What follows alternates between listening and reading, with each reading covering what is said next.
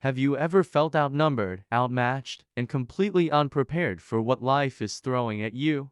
Good, because today's story proves one thing. When you trust and obey God, He can give victory even in the darkest, most terrifying night of your life. This story takes place during a time when Israel was held hostage by fear. Every year, an army so large it was described as locusts covering the land swept through, stealing everything: crops, animals, hope. And one night, God tapped a young man named Gideon, not a warrior, not a leader, a man hiding in a winepress because he was scared.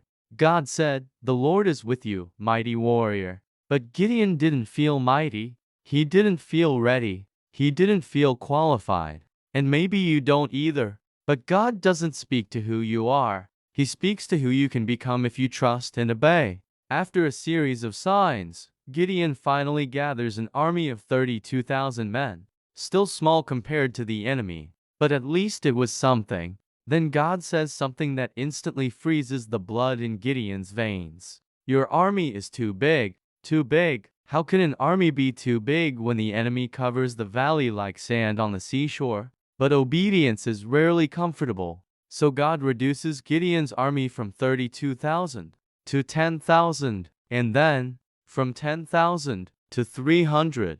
Imagine standing on a cliff, looking down at an ocean of enemy soldiers, knowing you only have 300 men. No reinforcements, no advantage, just a command from God. And then comes the most suspenseful moment of all. God tells Gideon to sneak into the enemy camp at night. So Gideon crawls through the darkness with one servant. Every step is risky. Every shadow could be death. The enemy camp stretches endlessly, fires flickering, soldiers whispering. Then Gideon hears a voice. Two enemy soldiers talking. One says, "I had a dream. A loaf of bread came tumbling into our camp and destroyed our tent." The other replies, "This dream means Gideon is going to defeat us." At that moment, something breaks inside Gideon. Not in fear, but in faith. He rushes back to his 300 men and says, "Get up. The Lord has given us the victory." Now watch this. God's strategy is the most unusual battle plan in history. No swords, no shields, just trumpets, torches, and clay jars. In the middle of the night, surrounding the valley on all sides, Gideon gives the signal. They smash their jars. The sound echoes like thunder. They lift their torches. The hillside lights up. They blast their trumpets. The sound shakes the night. The enemy panics. Confusion explodes in their camp.